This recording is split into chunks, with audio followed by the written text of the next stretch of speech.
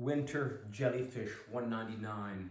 I love the boldness, but so there's a few tools that most soccer players who've been playing for their whole lives haven't used, aren't using. So if you spend 1 minute a day using some of these tools, not only can you elevate your level, right, the level of your training, but what's going to happen is your confidence is going to disappear and your awareness is going to double. So, there's a quote that goes, boys are confident, men are certain.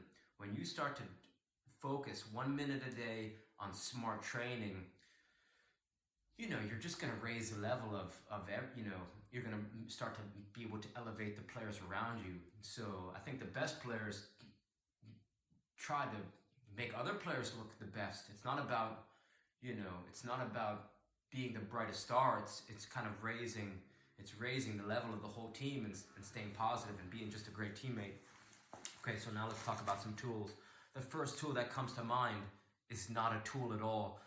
You want to search How to Breathe by Dr. Vranich, Vranich. This is one thing that I wish I learned 27 years ago, right? I've been playing soccer for 27 years, and this completely changed my life, right? Because it teaches you how to breathe using less energy. It's belly breathing. So it's not only is it going to improve your endurance and your stamina, it's going to help you be more relaxed in high pressure situations on and off the field.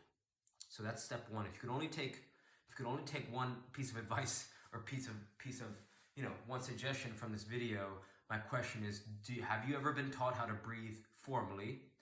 And if you haven't, then this video will really take your just your relaxation and joy to another level.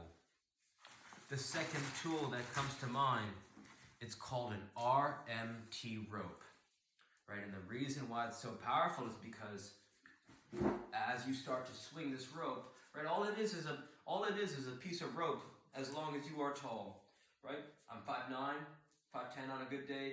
This rope is, you could call it 6 feet long. You want it a little bit longer than you are tall because some people like to tie some knots in it as handles. Some people prefer no handles with just duct tape ends, or you could just knot them off.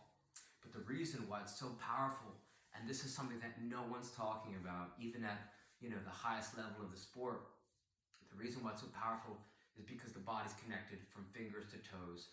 So as you start to swing this rope around, you're going to improve your timing, your rhythm, your coordination.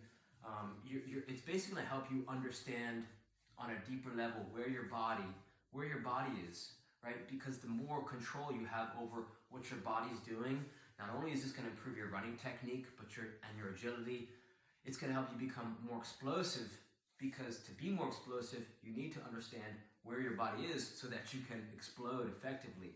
So, right, there's different patterns you can learn with this, and for so many reasons. When I started swinging this rope around, I noticed my juggling improved, and since my juggling improved, my passing and shooting improved. It makes your spine bend and twist, so that means it's improving your core strength as well as your just your balance, right? You can get into one-legged stances, so it's going to improve dynamic balance. You're just getting more balance in different ranges of motion. You could do wide stance, you could do lunge, right? So it also looks visually intimidating, right? You start swinging this around at a tryout, at practice, as just a fun warm-up, and people are going to be like, what's this kid doing? You know what I mean? It's like,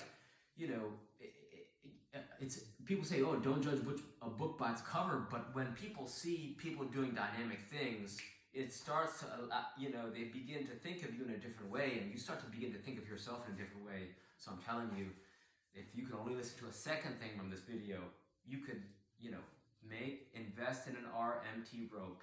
It's just a soft piece of rope from your local hardware store, or just invest in one online.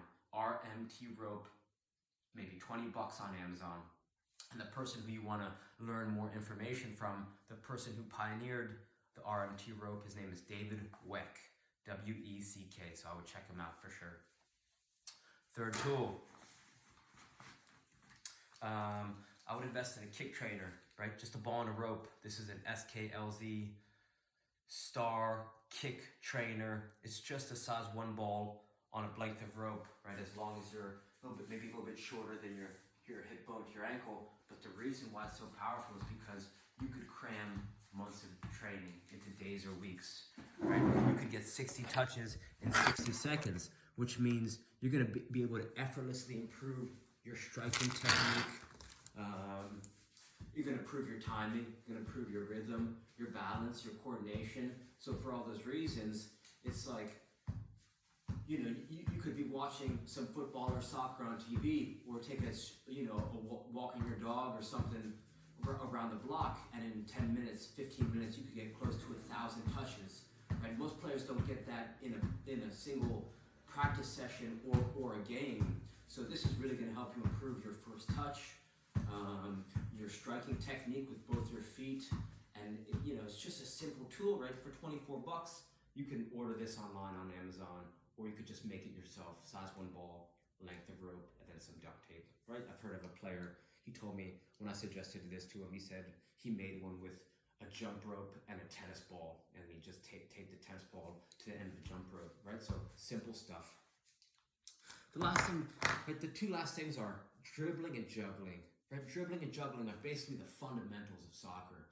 When you focus on the fundamentals, your game is just going to elevate. So if you got a little bit of, if you got a few bucks, a little bit of cash, I would check out this thing called a dribble up ball.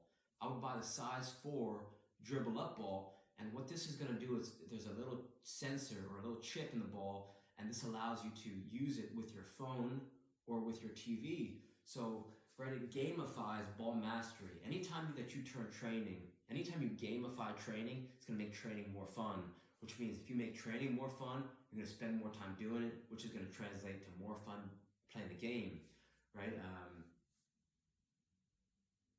A few minutes of ball mastery a day, if you get in the habit of doing, some simple ball mastery exercises, your decisions are going to improve on the field, because you're not going to be wondering, where's the ball at my feet? You're going to be able to see the options. So for those reasons, ball mastery is essential, a few minutes a day. And lastly, I'll suggest that you start to bring a tennis ball or a size 1 ball everywhere you go. I call this a soccer vacation, right? The more touches that you get, the more mistakes you make. The more mistakes you make, the more you learn. So if you could just bring a ball with you everywhere you go, then you could just, right, lunch break, before school, after school, before warm up, after warm up. If you're the person on the team who always has the ball with them everywhere they go, you could start to just get touches in between, right, with players on your team, or with yourself, picnics, barbecues, holidays, birthdays, everywhere you go. Who doesn't have 1 minute to just get a few touches a day? And once you develop the habit of getting 1 minute a day, touches, dribbling, juggling, and maybe using a kick trainer or an arm T rope, once you build the habit, then you could raise the volume and intensity. So it's not about cramming as much as you can before the tryout. It's about a lifetime, right? It's about a lifetime of joy that you can get from doing these simple things. It's like, I went to go play in the friggin' park with these kids, with Italian kids. Yesterday I played for 2 hours with kids I've never met. One by one, they just wanted to play me in 1v1 soccer. And it was like the highlight of this Italian trip. So, you could, a little bit of time spent playing with these things, and you're going to surpass the kid. I mean, most D3 players can't juggle a soccer ball 10 times with their right foot, right thigh, head, left thigh, left foot. Right? Most D3 soccer players can't keep a tennis ball up for 100 times. Right? So these are some fundamentals that you would think that D3 players could do. You really want to invest 1 minute a day juggling, dribbling, kick trainer, RMT rope. So hopefully this helps. Reach out with any questions. All right, thank you.